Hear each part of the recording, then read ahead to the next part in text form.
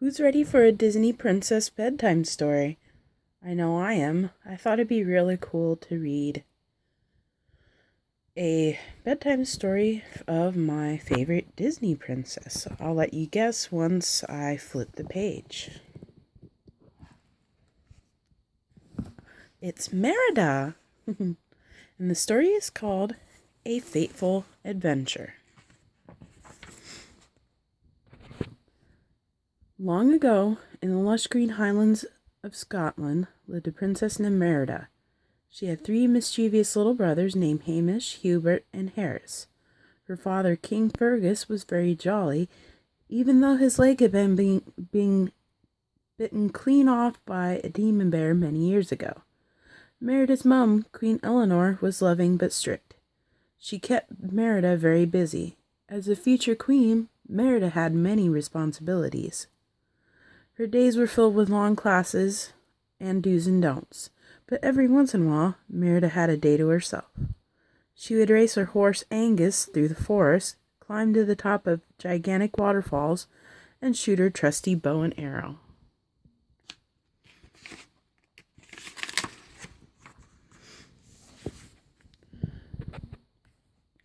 One evening, Merida received some very unpleasant news. The lords of 3 neighboring clans were going to present their firstborn sons as her suitors. There would be a competition. The winner would be given Merida's hand in marriage. Merida was upset. She didn't want to get married, but then she realized something. She was a firstborn too, and it was up to her to pick the competition. She chose archery. The day of the competition arrived. All the suitors lined up. The first one missed the bullseye completely. The second one did not do much better. The third hit the bullseye, but Merida wasn't worried. "I'll be shooting for my own hand," she announced.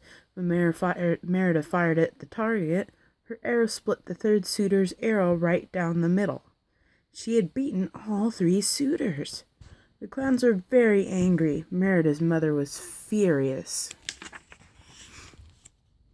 "You don't know what you've done," Queen Eleanor scolded her when she and her daughter were alone. "It will be fire and sword if it's not set right." Merida was upset. She picked up her sword and slashed the family tapestry in 2. Eleanor threw Merida's prized bow into the roaring fire.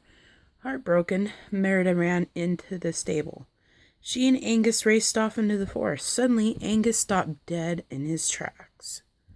Merida flew through the air, landing hard on the ground. When she stood up, she found herself inside a ring of giant stones. Then she saw strange lights that seemed to be beckoning to her. They were the mysterious will-o'-the-wisp. Merida followed the lights to a cottage in the woods. She walked up and opened the door. Inside stood a witch. "I want my spell to change my mum," Merida cried. "That will change my fate."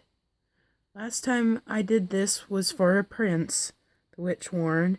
"He demanded I give him the strength of 10 men."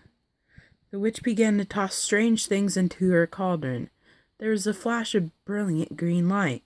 Then she pulled a small cake from the bubbling goo and gave it to Merida. Merida went home and gave the cake to her mother. As soon as Queen Eleanor took a bite, she began to feel woozy. Merida helped Eleanor up to her room and into bed. The queen tossed and turned, then she rolled right off the bed. When she sat up, Merida screamed. The witch's spell had transformed her mother into a huge bear with large teeth and razor-sharp claws. Merida quickly realized that her mother was in great danger. Ever since King Fergus had lost his leg, he had made it his business to hunt down any bear that crossed his path.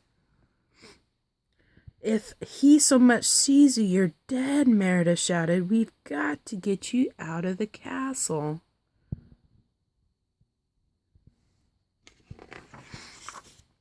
Mother and daughter raced out of the castle into the forest to find the witch and reverse the spell.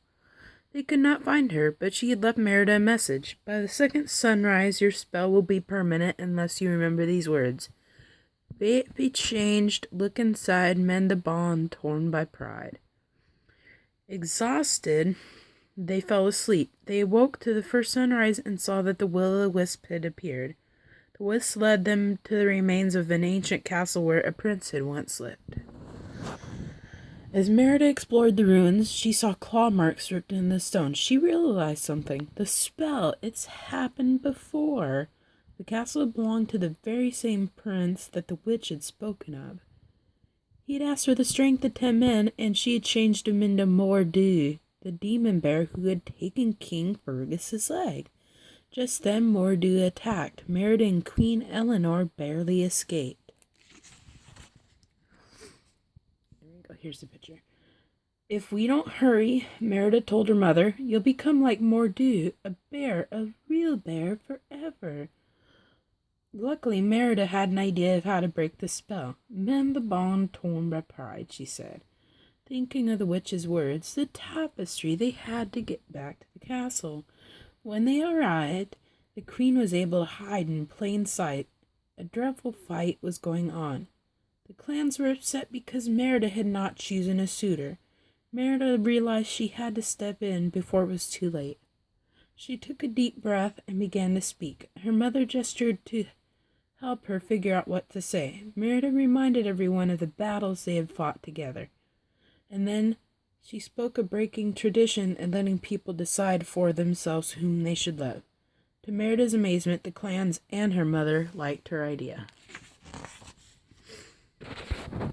Eager to tell his wife what had happened, King Fergus headed upstairs. He thought Eleanor was still sick, but to his great shock, he didn't find his queen. He discovered a bear instead. He drew his sword. Racing into the room, Merida tried to stop her father, but Fergus would not listen. He locked Merida in a room, and then he and his men chased Eleanor.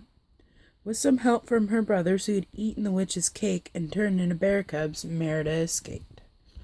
Grabbing the tapestry, a needle and thread, she and her brothers rode into the forest, Merida sewing frantically all the while. She had to end the curse before the men found her mother. The men had cornered Eleanor at the ring of stones and tied her up. Fergus stepped forward and raised his sword over his head. Merida had to do something. Thinking quickly, she threw herself in front of Queen Eleanor. I will not let you kill my mother, she shouted at King Fergus. Just then, a huge, horrible beast stepped into the ring and let out a terrible roar. It was Mor'du. He grabbed Fergus and flung him into the stones. Then he lunged at Merida. Seeing her daughter in danger, Eleanor gathered all her strength and rose up, breaking the ropes that bound her. She shoved Mor'du away from Merida, but Eleanor was no match for the demon bear. He threw her into a stone. Merida raced over to be by her mother's side. As the demon bear came closer, Merida and Eleanor hung to each other. Just as Mor'du was about to reach them, a broken stone toppled onto him. He was defeated. Moments later, the second sun began to rise. Merida quickly placed the mended tapestry over her mother and closed her eyes. When she opened them, Queen Eleanor was still a bear. I want you back, Mummy, Merida sobbed. I love you. She threw her arms around Eleanor's neck and nuzzled into the warm bear fur. As Merida's words faded, she felt a hand on her head. A human hand. She looked up right into her mother's beautiful face. Mum, you're back, Merida cried. Gratefully, she touched her mother's cheek. You changed. Oh, darling, we both have, Eleanor said tenderly. And it was true. Now Merida knew that the power to change her fate lived within her. She just had to be brave enough to do it.